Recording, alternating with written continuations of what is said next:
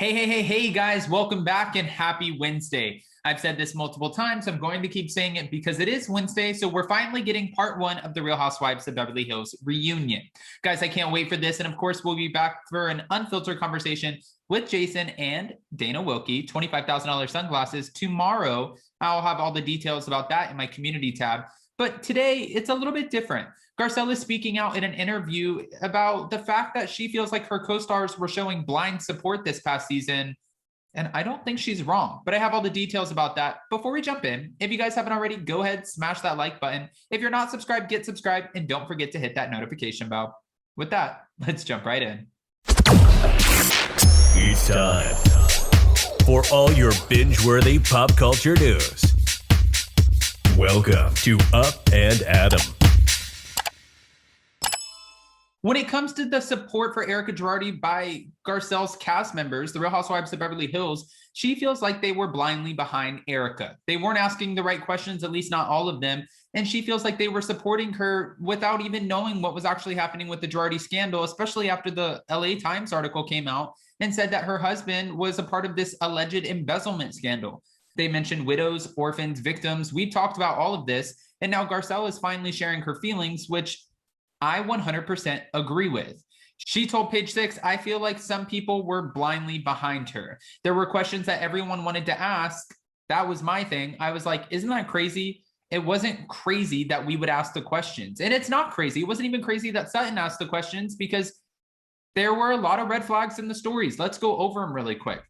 Divorce, that was getting called a sham. A burglary, a conservatorship, eye surgery, a traumatic brain injury, broken ankle, rolled car, left unconscious for 12 hours. Her son rolled his car in the snow. I mean, this is one thing after another. So, of course, if you're trying to connect the dots, how are you going to, especially when you're getting half of the stories? And Kyle Richards even said that on the finale, we're getting half of the stories. How are we supposed to go in and support this woman when she's telling us, you know, part of the story, and then later she comes up with another part of the story? Not saying that Erika's lying at all, but I can see where the women would be like, okay, wait a minute, this shit's not adding up, just to be fair. When it came to filming this season, though, Garcelle was very vocal about the fact that she just went into the season knowing what she wanted to get out of it and knowing that she wanted to speak her mind. We saw the season kick off with a very difficult conversation between her and Lisa Rinna because she had some residual feelings about how Lisa Rinna treated Denise Richards. Last season, she kind of kept her mouth shut about it. But this season, Garcelle's like, no, I'm not saying anything. Actually, if I have something to say, I'm going to say it. And she even made the women know, especially Dorit Kemsley this season, these are my feelings. I'm entitled to my feelings. I can say whatever I want. You can't keep me quiet. And you're long-winded as hell. So you say whatever you want and you take up the whole time by saying it. We come to an event. If you ask to read a question, it's going to go through the whole event. You go to dinner, you ask her a question, it's going to start from appetizer to dessert. Kyle Richards even said if you ask her the time, she's going to tell you how to build the clock. So if she's allowed to have this much of a platform, as much of this, you know, this floor that she has, then why wouldn't Garcelle be able to have the same? This is the stuff that kind of irritates the hell out of me. I'm not going to lie. This bothers me. Garcelle did also speak on Andy Cohen in the reunion, and she said Andy Cohen understood the assignment to a T. There were tough questions, and he didn't back down. But you know what? Erika did not back down either. When asked if she felt any differently about Erika after the reunion, Garcelle said she still feels bad for Erika. It's a horrible thing to go through, before noting that, you know, Erika and her are still working to fix their fractured friendship. Garcelle said it's not over. Meanwhile, we also saw Garcelle in the press with Lisa Vanderpump when she showed up to a charity for Haiti, an event at Tom Tom. She showed up to show her support. And we talked about this on Hot Messy Topics, and Jason talked about it a little bit yesterday. But the fact that she showed up and took photos with LVP, of course, that was going to send everybody into a tizzy. Everyone wanted to know, wait a minute, is this the new dynamic duo? Are they going to be filming together? Is Garcelle trying to get Lisa on the show again? But Lisa did let us know, and I've already done a video on this. She said that ship has sailed.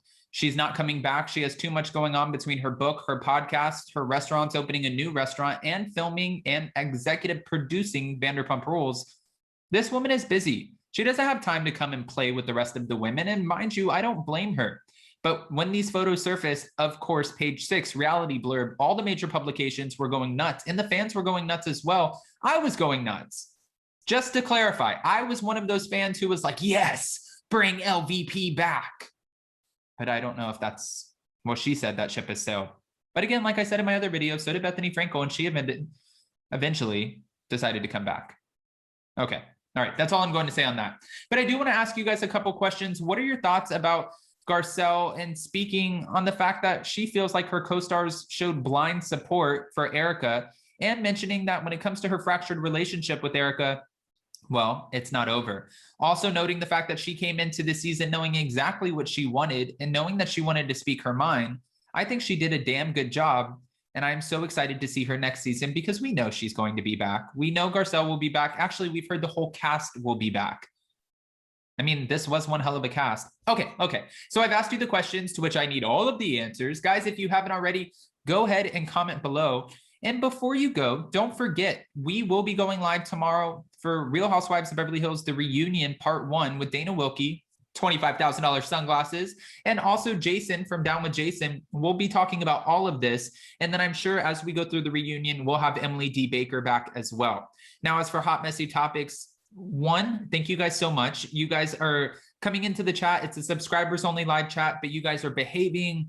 And I don't mean like behaving like I'm telling you guys what to do, but everyone is being respectful to, for the most part, to the rest of the community on here on YouTube. So I appreciate the hell out of you guys, and you guys are doing it while still being able to come on and have a difference of opinions, which that was the whole point of Hot Messy Topics. I'm not necessarily sure what we have planned tonight, but I do know for sure we have one killer episode tomorrow. And usually that's 6 p.m. Eastern Standard Time, unless something else is going on. Mind you, yesterday we did it at 5 p.m. to go see the James Bond movie. Jason, if you ever drag me to a 3-hour movie again, we are going to have some issues, but I still love you. But again, thank you guys so much. All right. Now I've said everything I have to say. I hope you guys have a beautiful Wednesday and a beautiful rest of your week. I can't wait to see you guys so very soon. Go make some memories, have a good time, and stay safe. With that, I'll see you next time. Bye, guys.